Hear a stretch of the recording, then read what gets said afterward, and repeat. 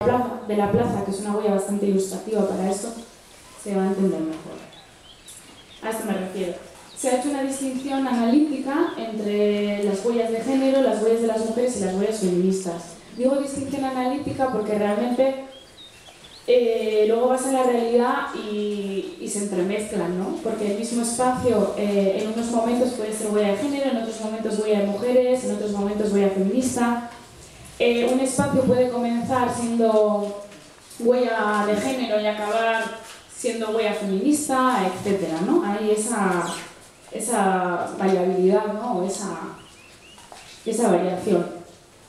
Pero bueno, para que tengamos una idea más o menos de cómo distinguimos las categorías, pues podremos hablar de huella de género cuando hablamos de aquellos espacios y tiempos en los que se refleja esto que venimos diciendo, ¿no? En los que se reflejan las desigualdades de género, también los avances hacia la igualdad. Ayer comentaban las ponentes, creo que era Begoña Pernas, decía que los espacios eran reflejo del sistema sexogénero, eran reflejo de cómo se había organizado en nuestra sociedad el género, ¿no? Y al revés, los espacios tal y como están organizados también refuerzan ese sistema sexogénero, esos valores sociales, etc., ¿no?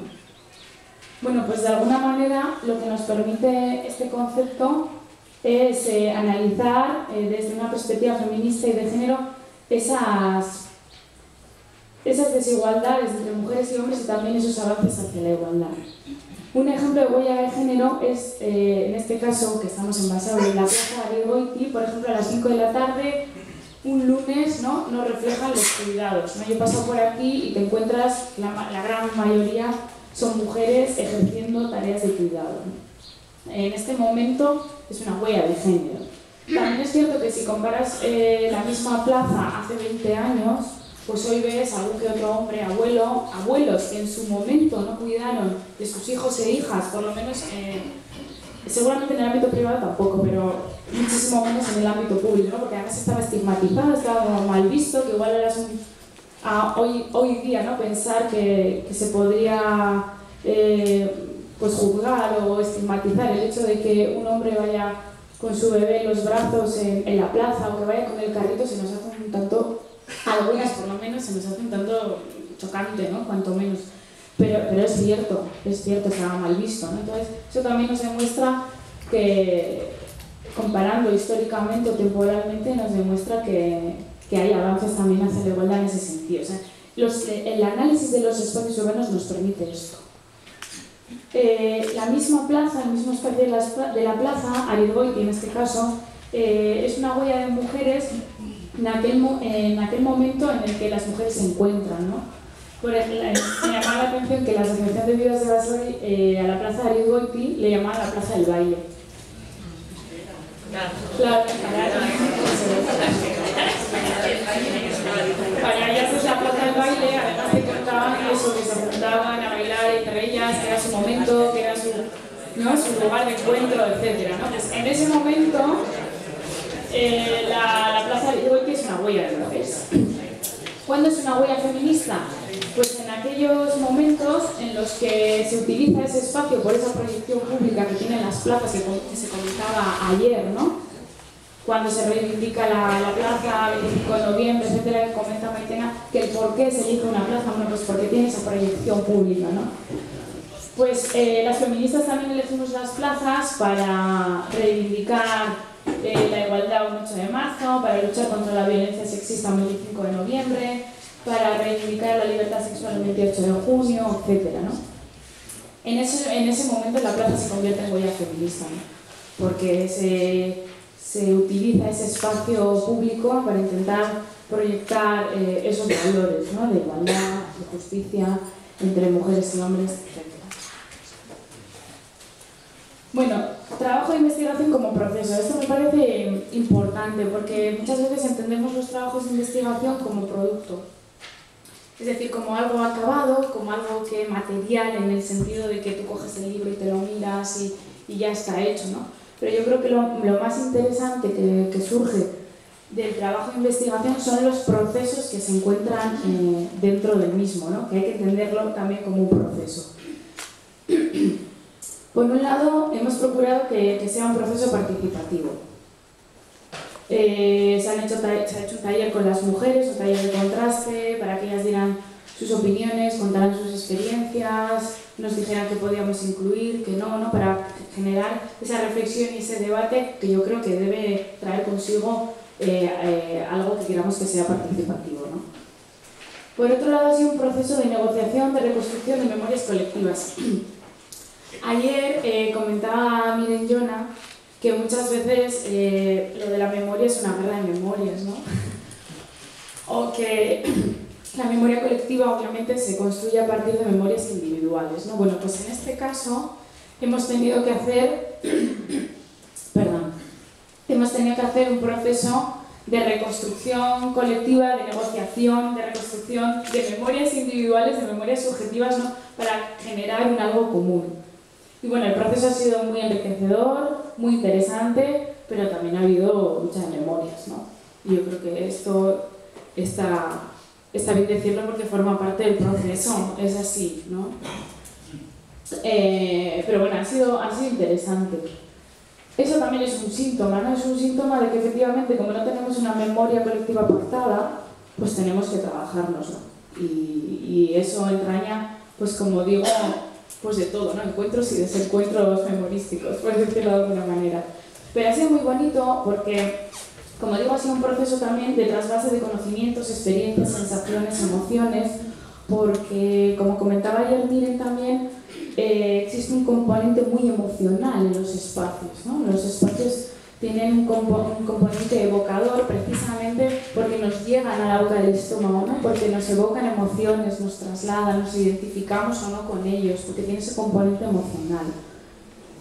Y en el taller, pues las mujeres que participaron, unas contaban sus experiencias, las otras conocían esas experiencias, había ese trasvase de conocimientos, de sensaciones que ha sido muy interesante y muy enriquecedor para mí como investigadora y como militante, pero también entre ellas, ¿no? Además, me parece que ha sido un proceso a partir del cual se han empezado a demandar trabajos de recuperación de memorias de otros colectivos de mujeres, ¿no? Os cuento, para que veáis también cómo ha sido el proceso. Pues poco tiempo antes de estas jornadas, bueno, pues resulta que comentaron que aquí también había habido una cárcel en Basauri, en la que también había mujeres, y que también tenía su análisis de género, obviamente, ¿no? Además de su análisis político. Y claro, nosotras con aquello del tiempo, es que si queremos meter esta huella como debe ser, ¿no? Pues no nos da tiempo, tal y cual. Y realmente yo pensé, es que claro, es que tenemos que pensar este trabajo como un proceso, efectivamente, como un proceso abierto, como un proceso inacabado, como un proceso que constantemente tenemos que ir alimentando, ¿no? Y que debemos hacerlo además entre todas y todos. Entonces, por eso, de ahí también lo del pendrive, ¿no? Porque da esa idea de como que puedes ir metiéndole más historia a la memoria, ¿no? Y más huellas, etc. Entonces, bueno, lo planteamos así porque la idea es efectivamente que se puedan ir incluyendo nuevas memorias, o sea, nuevas huellas, perdón, que se vayan construyendo, ojalá, que se pueda incluir más historia a esas huellas que ya están y que se puedan ir incluyendo también esas huellas que vayan viniendo a la memoria de las mujeres, ¿no? Porque eso también demuestra, es un síntoma de que las mujeres que han participado pues han implicado en el proceso, han entendido el concepto, han entendido lo que se pretende y los objetivos que tiene este trabajo de investigación, ¿no? Y a medida que se han ido implicando, pues como comentaba ayer Loli de Juan, veían huellas por todas partes, ¿no? Eso es bueno, eso es bueno. A mí también me pasa. Y entonces eso me parece interesante. Luego también la idea de que las mujeres empezaban a demandar la recuperación de más memorias, ¿no? Me comentaba Loli precisamente que estaría interesante recuperar la memoria del colectivo de las mujeres trabajadoras de hogar, toda su lucha, toda su movilización, etc., ¿no? Y me parece súper interesante que este trabajo, y esa es la intención, que este trabajo promueva el hecho de que las mujeres demanden y sientan la necesidad de efectivamente recuperar sus memorias diversas, varias, etc., ¿no?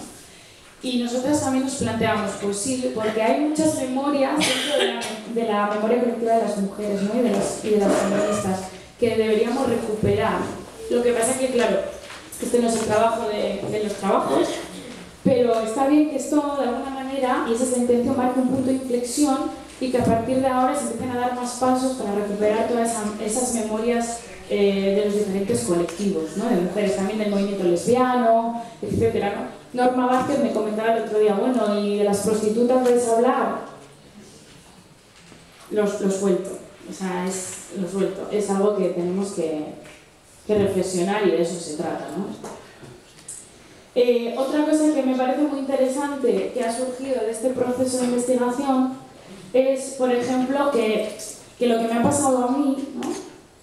De que yo desconocía la realidad de las mujeres de mi municipio, todas sus luchas, etc. Vale. Me ha pasado a otras mujeres, pero que mi trabajo de investigación, en el proceso del trabajo de investigación, ha surgido la inquietud, la necesidad, ¿no? De que otras chicas también indaguen en la historia de las mujeres y la historia feminista de su municipio, como es el caso de Ollane, que luego nos contará todo ese proceso, que es más interesante que lo cuente ella, ¿no? Pero para mí es algo muy positivo y que yo destacaría más que el trabajo en sí. Todos los procesos que se han ido surgiendo en este caminar, ¿no? Luego, decir que es un proceso también desde el que se pretende fomentar el conocimiento y el reconocimiento de nuestra historia como mujeres, como feministas, y como os he comentado ya, entenderlo como un proceso inacabado, abierto, etc. Para acabar, deciros que este trabajo de investigación, como os he comentado antes, también se entiende como un diagnóstico, ¿no? Y que es un diagnóstico sin un plan.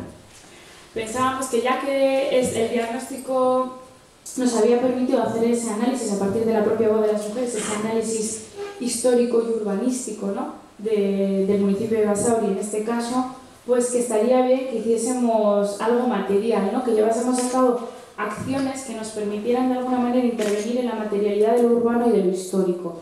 Una de esas acciones es la creación precisamente de estas jornadas y que las mujeres viniesen a hablar de sus propias experiencias y también, como tuvimos ayer, ponentes estupendas que viniesen a hablar del tema de la memoria, del urbanismo, etc., ¿no?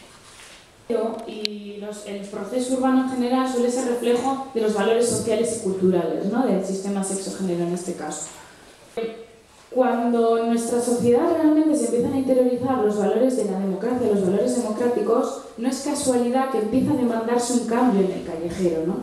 Que queramos que el general Mola y todo su séquito desaparezcan de nuestro callejero urbano, porque la gente ha interiorizado esos valores de democracia y porque memoria y urbanismo y reconocimiento van de la mano, ¿no? Los espacios públicos tienen esa capacidad de proyección y de reconocimiento, ¿no? Como digo aquí, el urbanismo es la materialidad de nuestra historia y de nuestros valores sociales en ese caso, ¿no? Lo que pasa es que parece ser que con el tema de género no se ha dado ese cambio, ¿no? Eso yo creo que quiere decir que realmente no hemos interiorizado, o por lo menos no hemos interiorizado lo suficiente, no nos hemos sensibilizado lo suficiente con el tema del cambio de valores hacia valores igualitarios, ¿no? Entre mujeres y hombres. Por eso no se demanda masivamente un cambio en el callejero, ¿no?